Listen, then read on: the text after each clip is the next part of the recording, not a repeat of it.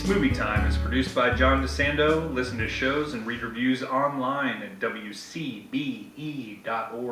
I'm John DeSando. And I am Jordan Hanhilammi. And this is It's Movie Time. And, well... We got a little indie movie to talk about. I hadn't thought about it that way. James Cameron's been around a while. He has. One of the icons. Yeah. I think Terminator was 82? 84? Maybe something like that. And he's been doing it. Yeah, he's back 13 years after Avatar. Yeah, and I would say, I don't know, I mean, this is one of the most prolific filmmakers, just in terms of every movie he makes is an event. I mean, he holds the record for the single film that made the most money, which was Avatar. And broke his own record in the process. Yeah, right. So he has been doing it. And certainly has enough power to have a movie called Avatar: The Way of Water, and make it over 3 hours. Yes, that he did. Holy gee! A sequel that for like you said, the biggest movie of all time, Avatar. But also in I guess kind of a strange way, as popular as the movie was, as much as people loved it, I don't think anybody was like necessarily clamoring for a sequel. It wasn't something we expected to happen. Right. But he was bound and determined to keep the story going, and so we, as far as we know, not only have this one, there's a 3, a 4, a 5. They're ready for next year. Yeah. For number 3. He's churning them out. So Jordan, what's the big deal?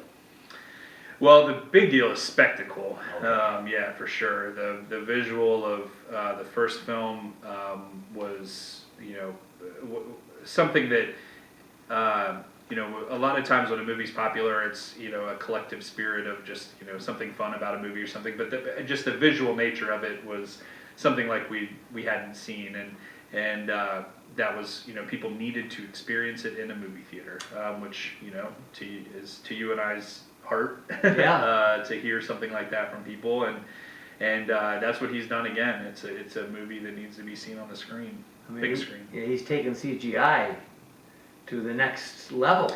Yeah, it's hard to say what's true and what's kind of myth that's been created around some of these movies, but essentially it's one of the stories that I heard regularly is that he wrote the first Avatar in anticipation of not where CGI and stuff was, but where it could be, where he anticipated it would be. So it was a movie that couldn't be made yet. And his ideas and things progressed CGI and stuff along to a point where they could do what he envisioned. All right, so we have Pandora, which is a planet, an exoplanet, or something beyond the sun, beyond our solar system. Yeah, John, I'm going to be honest with you. Some of the details of some of the storyline stuff is not going to be my I know. strong suit. But yes, it is definitely like there's an earthiness to it for sure. But yeah, much cooler. So Jake. Yeah, Jake Sully. Yes, starring by actor Sam Worthington, who may not get an Oscar. No, probably not going to get an Oscar. And I'll tell for those of you interested in the longer version of this, that we'll tell a story surrounding this movie with Matt Damon in the longer back talk version of this. Good. But all right. Sam Worthington at the not your everyday movie star. A lot of people probably don't even know his name. Oh, yeah, right. And he's leading the biggest. Well, that's true. The biggest movie of all time and the sequel to it.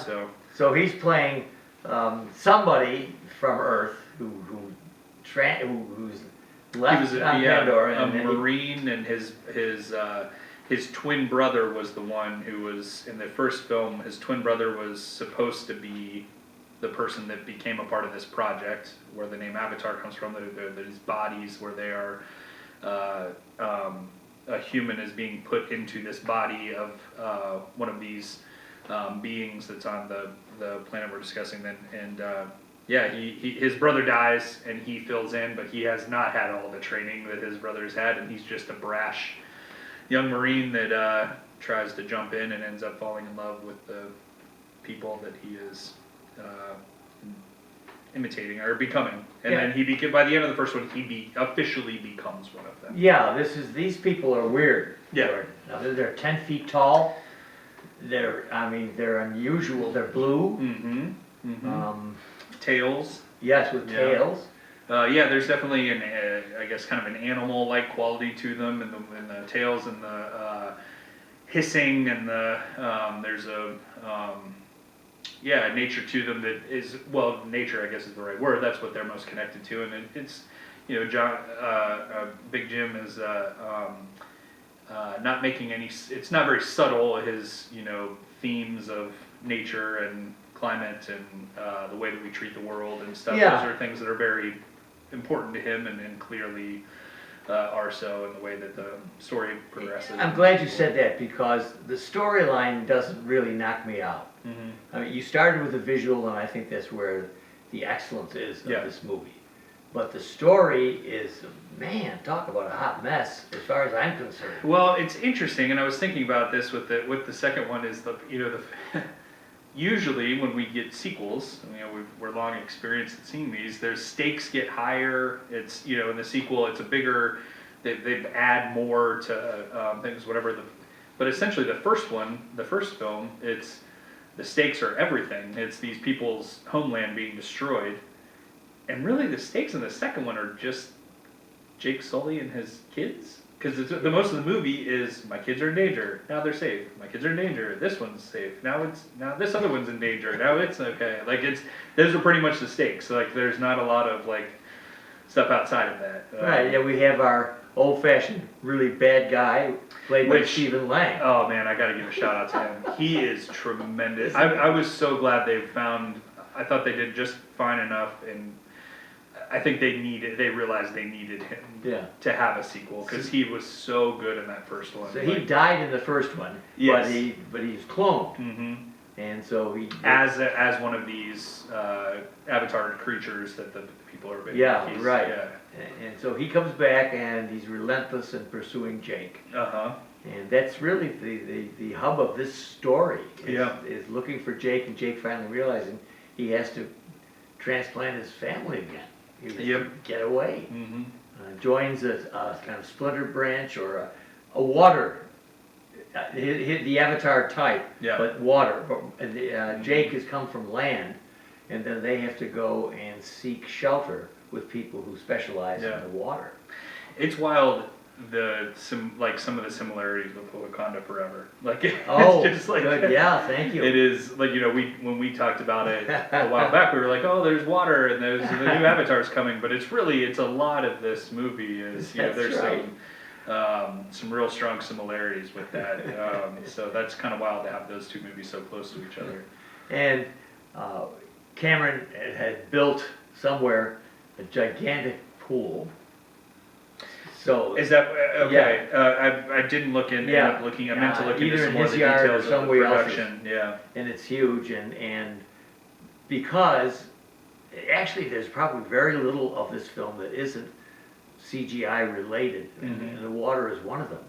And well, they people say it's some said it's really so much of his last 25 years of his life have led to not just Avatar, but Avatar Way of Water, because he, through the making of Titanic, became infatuated with the sea. And he has spent really the only other movies he's made since Titanic were this Avatar and Avatar 2, and it was all this deep sea diving and stuff that he was spending so much of his time doing. Well, what is it? One, The Abyss. Yeah. Oh yeah. Oh man, that's a good movie. Underrated. That's one of his most. So underrated.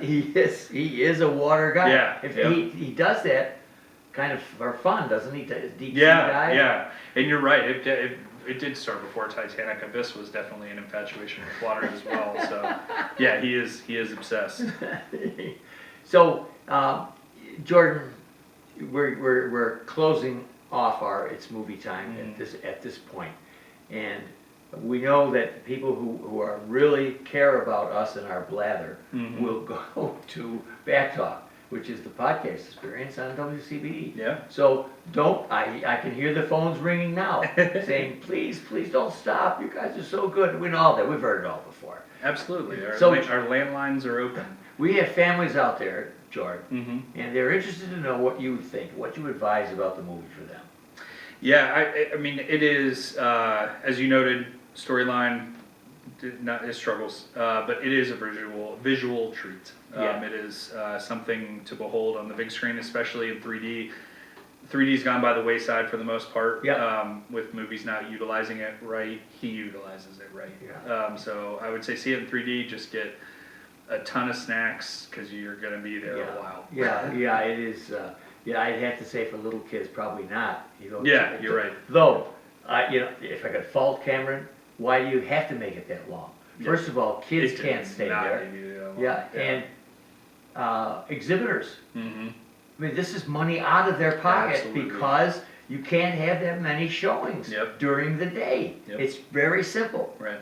But after all, I just saw Babylon was over 3 hours. Uh-huh. He's- Yeah, that's a Davies is topic out. of it. The movies, and I actually heard some, because I've been thinking about it too, but there's actually stats that movies are getting longer and longer, and it's crazy. But Yeah. anyway, sorry. All right, so anyway, it's called Avatar, The Way of Water. The Way of Water.